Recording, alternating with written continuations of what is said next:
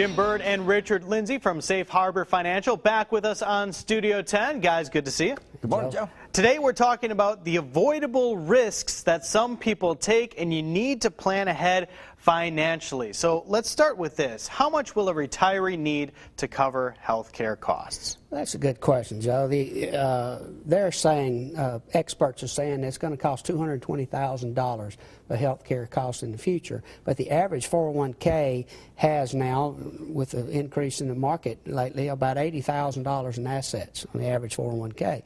So how are they going to pay when a catastrophe happens, you know, like a nursing home catastrophe, which is $65,000 or $70,000 a year at today's cost?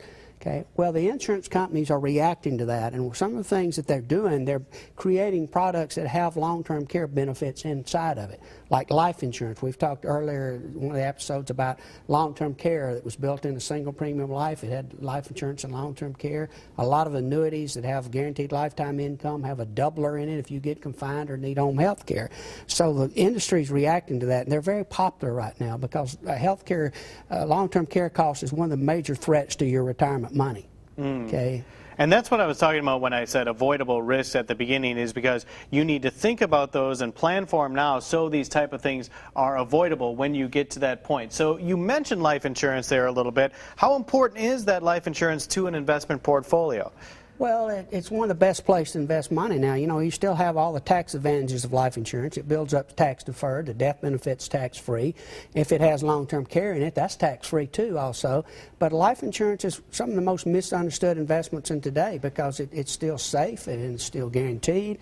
It's still tax deferred, and it's one of the few places left that you can get a decent return on your money. So you're saying it could actually be kind of an income tool? It could. So that's a very good thing to know when you're thinking about all these type of things. Gentlemen, is there anything else we need to talk about when we're talking about planning ahead for these type of things? Well, I'm going to let the tax expert talk a little bit about what's going on. You always need to plan ahead.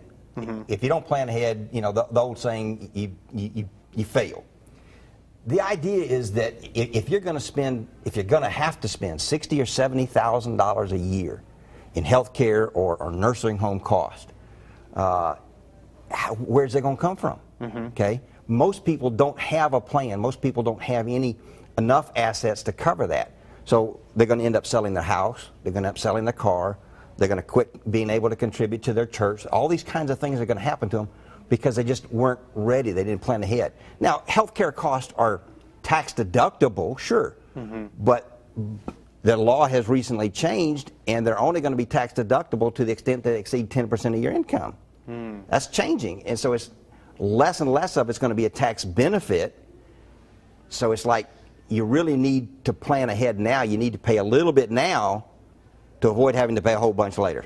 So what you're telling me of my plan of driving to Florida and playing the lottery, that's not a good financial plan long term? Generally, no. Okay. All right. So keep that in mind. And, you know, we're just scratching the tip of the iceberg here. There are so many more things that you can talk about when it comes to planning for your financial future. And that's where these guys from Safe Harbor Financial can come in to help you out. So all of their contact information is on our website. Go check it out and get in touch with them. Thanks a lot, fellas. Thank you, Joe.